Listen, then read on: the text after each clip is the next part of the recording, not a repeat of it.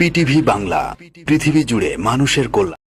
থানার আশেপাশে সিংগার পৌর এলাকার আঙ্গারিয়া ৬ নং ওয়ার্ড বালিকা উচ্চ বিদ্যালয় সংলগ্ন ১ নং নয়াডাঙ্গি ও পৌরসভার পিছনে তালা ভেঙে প্রায় ২০ লাখ টাকার স্বর্ণসহ নগদ টাকা চুরি হয়েছে। বালিকা উচ্চ বিদ্যালয় সংলগ্ন বাড়ির মালিক হুমায়ুন মেম্বার গতকাল মোবাইলে পিটিভি বাংলাকে জানান। এই সংবাদ পেয়ে ঘটনাস্থলে পরিদর্শনকালে বাড়ির ভাড়াটিয়া বলেন, আমরা ৫ তলার পাশাপাশি ২ ফ্ল্যাটের সবাই গত ২১ সেপ্টেম্বর বেড়াতে যাই।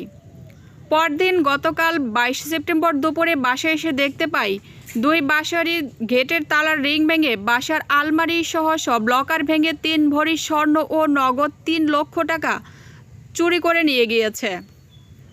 এ বিষয়ে খানবাড়িয়ার বিলকিস খানম ২৩ সেপ্টেম্বর বাদী হয়ে সিংগার থানায় লিখিত অভিযোগ করেছে।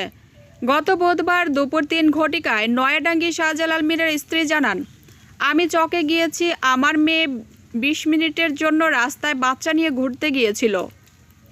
ঠিক ওই সময়ের মধ্যে টিনের ঘরের তালা ভেঙে ৯ ভরি স্বর্ণ নগদ টাকা সহ চুরি করে নিয়ে গিয়েছে। তাদের বর্ণনায় বোঝা যায় চোর খুব কাছের পরিচিত ছিল, কারণ যেখানে স্বর্ণ ও টাকা লুকিয়ে রাখা হয়েছিল তা চোরের জানা ছিল। তাই মাত্র ২০ মিনিটের ব্যবধানে ১০ লাখ টাকার অধিক টাকার স্বর্ণ নিয়ে পালিয়ে যেতে সক্ষম হয়েছে। এর আগে পৌরসভার পূর্ব পাশে হাসান বাসার ২য় তলায় মালিক হাসানের ফ্ল্যাটের পাশের ভাড়াটিয়া ফ্ল্যাটের তালা ভেঙে চুরি হয়েছে। এ বিষয়ে বাসার মালিক হাসানকে জিজ্ঞাসা করলে তিনি সাক্ষ্য দিতে অনিচ্ছা প্রকাশ করেন। তারপরও জিজ্ঞাসা করলে তিনি জানান, চুরি হওয়ার কারণে ভাড়াটিয়া বাসা ছেড়ে চলে গিয়েছে।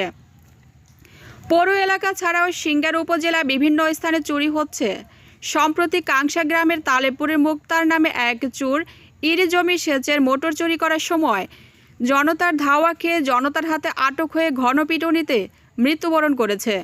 এ বিষয়ে চোরের ছেলে বাদী হয়ে সিংগার থানায় ৩০২ ধারায় মামলা দায়ের করেছে। আপনার পাশের ভবন আছে এবং সামনে আরেকটা ভবন আছে, তো আশা করি, এবং স্কুলের সিসি ক্যামেরা আছে, তো সিসি ক্যামেরাগুলি পর্যালোচনা করলে আশা করি চোর ধরতে পারবে। যদি আইনশৃঙ্খলা বাহিনী চেষ্টা করে, তো আমি আশাবাদী চোর ধরা পড়বে। ঠিক আছে, ওখান থেকে আসার পর এই যে আপনার 2টার দিকে আসছি আজকে, আসার পর দেখি ঠিক আছে ওই ঘরে তালা ভাঙা, এই ঘরে তালা ভাঙা, তারপর আমার সব কিছু ভাঙা ছিঁড়া। আমার ঘরের ভিতরে আপনার 10,000 টাকা ছিল, আমার মেয়ের একটা চেন ছিল, আমার বোর্ড চেন ছিল, তারপর আপনার কানের দুল ছিল, এগুলো সব নিয়ে গেছে। নগদ টাকা ছিল 10,000 আর চেন কানের দুল ছিল, হ্যাঁ আমার বোর্ড কানের দুল ছিল, তারপর আপনার গলার চেন ছিল, এগুলো সব কিছু নিয়ে গেছে। আমার এই বাড়িটা হলো ৫তলা, যে এখানে যে ডাকাতি বা চুরি যে ঘটনা ঘটছে, এটা ৫ম তলায় 2টা ফ্ল্যাট পাশাপাশি, 2টা ফ্ল্যাটেই ঘটনাটা ঘটছে। এই ফ্ল্যাটের তালাটা ভেঙে ভিতরে ঢুকছে দিনের কোন একটা সময় হতে পারে, কারণ ওরা কালকে বাসায় ছিল না। তো আমার বাসায় না, আমার আশেপাশে সিংহের অনেক বাসায় এরকমই দিনের মধ্যে চুরি হয়। আমার আরেকটা বাড়ি আছে আপনার সিনেমা হলের সাথেই, ওটা 4 তলা বিল্ডিং, ওটা আপনার গত 2 বছর আগে হয়েছে। ওখান থেকে প্রায় আমার বিপুল অঙ্কের টাকা আমাদের বাড়ি থেকে নিয়ে গেছে। আমাদের নিজের ফ্ল্যাটে হয়েছিল ওইটা, আর এটা ভাড়াটে যে হয়েছে 2টা ভাড়াটের 2 ফ্ল্যাটে, মানে পাশাপাশি 2টা ফ্ল্যাট, 2 ফ্ল্যাটে একসাথে হইল। তো আমাদের এখন আইন শৃঙ্খলা বাহিনী কতটা কাজ করতেছে না করতেছে, আমরা তো এখন কোনো চুরকি এখন পর্যন্ত ধরে নাই। আমাদের আগের কেস হয়েছে, মামলা হয়েছে, সেই মামলায় কোনো চুরকি ওনারা ধরতে পারে নাই। ওটা সিসিটিভি ফুটেজ ছিল, চোরদের ছবি ছিল, কীভাবে চুরি করছে সেই ভিডিও ফুটেজগুলো ছিল, কিন্তু ওইটারও কোনো ধরা হয়নি। যদি ওইটা ধরা হইতো তাহলে হয়তো আজকে আমার এই বাড়ির এই ভাড়াটিয়াদের এই ক্ষতিটা হয়তো বা হতো না। কারণ আগের চুরিটা হয়েছে আমার সিনেমা হলের সাথে বাড়িতে, এটা গত 2 বছর আগের ঘটনা। এবং এই বাড়িতে হইলো আমার যে পাশে আরেকটা ফ্ল্যাট আছে, বাড়ি আছে, ওই বাড়িতে আগে হয়েছে অ্যাক্সিডেন্ট। সব ওই বাড়িতে থাকতেন, তাদের ওইখানে জুতা টোটা চুরি করে নিয়ে গেছে। আর আশপাশে তো হচ্ছেই হর হামেশাই, এবং এটা হচ্ছে দিনের বেলা, যখন বাসায় লোক থাকে না সেই মুহূর্তে ঢুকে চোররা এই ঘরে তালা ভেঙে ঢুকে এই চুরিগুলি করে। ভবনটিতে কি সিসিটিভি ক্যামেরা আছে কিনা? ভবনটাই নাই সিসিটিভি ক্যামেরা লাগানি, কারণ লাগাতে কোনো লাভ নেই। কারণ এর আমার ওই বাড়িতে ছিল সিসিটিভি ক্যামেরা সম্পূর্ণ আওতা ছিল। চোররা কীভাবে আপনার তালা কাটছে, কীভাবে ভিতরে ঢুকছে, কীভাবে বের হয়েছে, ওরা ফোনে কথা সব কিছুই সিসি ক্যামেরায় রেকর্ড হয়েছিল। কিন্তু পুলিশ কোনো কোনো রকমই আপনার কোনো ধরনের চুপ ধরতে পারে না সেই ভিডিও ফুটেজ দেখে।